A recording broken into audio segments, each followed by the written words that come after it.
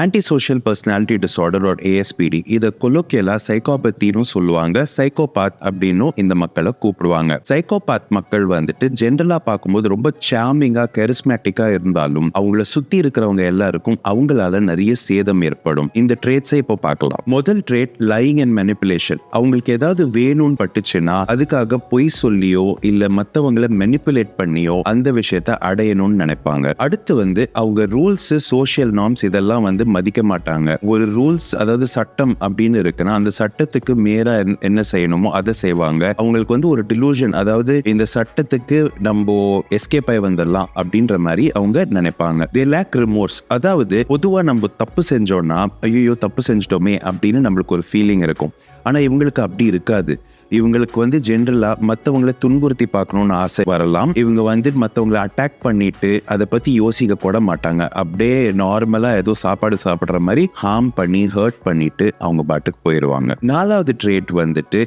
Impulsivity. ஒரு சின்ன சண்டைக்கு இம்பல்சிவா பெருசா பிஹேவ் பண்ற மாதிரி இருக்கலாம். ஃபார் எக்ஸாம்பிள், ஒரு ஆபீஸ்ல ஒரு சின்ன வாக்குவாதம் ஏற்பட்டுச்சுன்னா கூட அதுக்காக அவங்க கோச்சிக்கிட்டு வேலையே விட்டுட்டு வெளில போறதுக்கும் வாய்ப்புகள் உண்டு.